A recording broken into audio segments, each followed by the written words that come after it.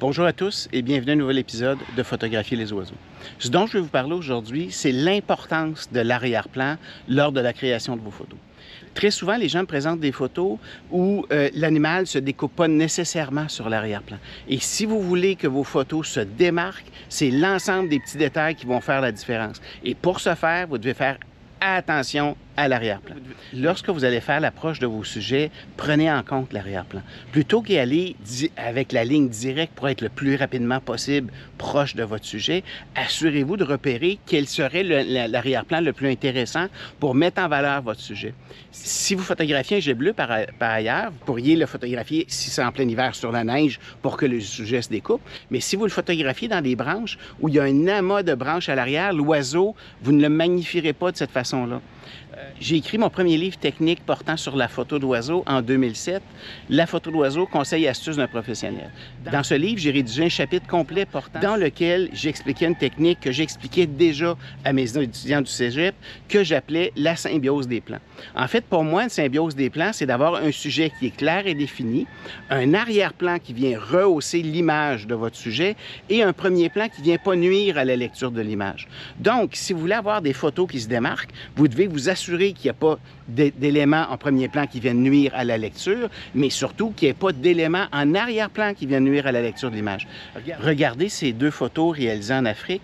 Dans la première, il y a une profondeur de champ qui est plus grande. On voit tout le treillis des branches à l'arrière.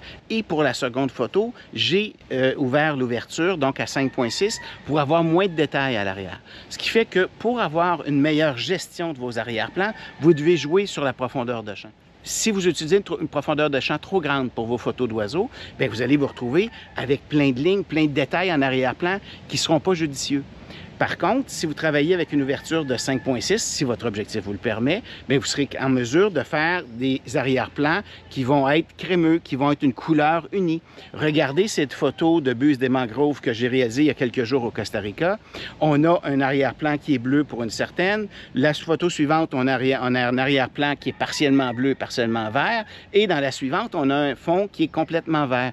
L'avantage d'être sur le bateau, j'ai une vidéo qui parle de cet avantage-là. Mais en nous déplaçant, on est capable d'avoir un arrière-plan qui est beaucoup plus intéressant. Donc, lorsque vous êtes en mesure de le faire, prévoyez votre approche du sujet en fonction de l'arrière-plan. Et si vous êtes en mesure d'avoir une couleur complémentaire en relation avec la couleur de l'oiseau ou du sujet que vous photographiez, vous allez avoir un résultat qui va être encore beaucoup plus esthétique. Donc, les petits détails font la différence pour les grandes photos. C'est important de bien comprendre le principe de la profondeur de champ et aussi de la distance du sujet avec l'arrière-plan. Très souvent, si on met un genou au sol, regardez ces photos de canard. Je me suis couché au sol. De cette façon-là, la profondeur de champ n'est que sur le sujet, que sur le filigule à tête rouge. L'arrière-plan est complètement flou, l'avant-plan aussi, ce qui fait que le canard se découpe complètement. On est capable de faire ça, peu importe le sujet. Ce qui est important, c'est de voir déjà, avant de faire la prise de vue, ce qu'on pourrait obtenir comme résultat. Plus vous allez porter attention à ces petits détails-là, plus vos photos vont se démarquer. Par contre, si vous faites des photos d'oiseaux en vol, je vais alors vous suggérer de prendre une ouverture de f8 pour avoir plus de profondeur de champ. Mais encore là, vous pourriez être en mesure de choisir l'arrière-plan, savoir est-ce que vous photographiez les oies qui s'approchent en vol avec un nuage en arrière qui va nous donner un arrière-plan qui va être terne, ou si vous les photographiez comme celle-ci avec un fond bleu à l'arrière.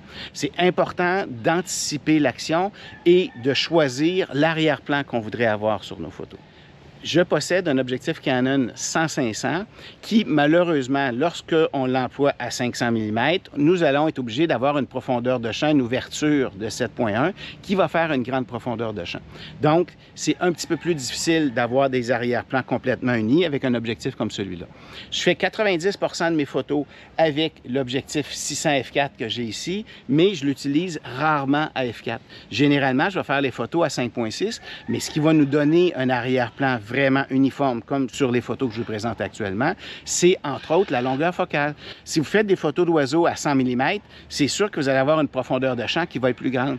Par contre, si je positionne un multiplicateur 1.4 sur cet objectif-là, qui va me donner un total de 840 mm, bien, je vais avoir des arrière-plans qui vont être plus discrets puisque je vais comprimer l'image.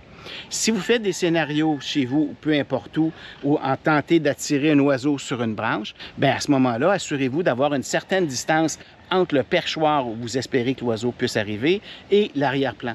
Regardez ces photos que j'ai faites à l'automne chez moi. J'ai coupé des branches pour avoir un arrière-plan qui est coloré. J'ai positionné une branche à peu près 3 mètres de l'arrière-plan. J'étais à peu près à 4 mètres devant le perchoir et ça m'a permis d'avoir un arrière-plan coloré comme celui-là avec un oiseau qui se détache et aussi de jouer avec des couleurs complémentaires. Ce qui est important quand vous allez faire ce genre de photos-là, c'est de prévoir ce que vous voulez créer comme image et de prendre en compte l'intérêt de l'arrière-plan. Je vous présente maintenant une photo d'héron garde-breuf que j'ai photographié lors d'un atelier en Floride. L'arrière-plan est noir, l'oiseau se découpe parfaitement sur cet arrière-plan-là. L'intérêt de la chose, c'est que l'oiseau passait dans un secteur qui était illuminé et en arrière-plan, c'est un secteur qui était dans l'ombre, ce qui fait que l'oiseau tranche complètement sur l'arrière-plan. J'aime beaucoup ce genre de photos, mais je ne ferai pas toutes mes photos de cette façon-là. Ça nous donne un genre qui est intéressant, mais l'important, c'est de varier, d'obtenir des photos qui sont colorées. Détail important lorsque vous voulez jouer avec l'arrière-plan, c'est évidemment de regarder l'angle de lumière. Donc, lorsque vous allez faire votre approche, regardez l'angle de lumière, regardez le potentiel des arrière-plans qui sont offerts à vous et choisissez un angle pour arriver au sujet que vous voulez photographier tout en ayant la bonne lumière. Si vous arrivez, vous avez un arrière-plan qui est magnifique, mais que la lumière qui arrive sur votre sujet est latérale, vous allez avoir un sujet qui va être partiellement éclairé, ça ne donnera pas une image qui va être intéressante. Donc, assurez-vous d'avoir la lumière qui arrive un peu au-dessus de votre épaule, que ce soit d'un côté ou de l'autre. Donc, la lumière qui arrive de votre épaule pour venir éclairer le sujet, tout en ayant un arrière-plan qui va être esthétique, va généralement être gage de succès. Merci beaucoup pour votre écoute et je vous dis à un prochain épisode. N'oubliez pas de vous abonner à ma chaîne YouTube, vous serez ainsi prévenu lors de la diffusion des prochaines capsules. Je vous invite aussi à visiter mon site internet www.danieldupont.ca et visiter aussi mes pages Facebook et Instagram. Bonne photo!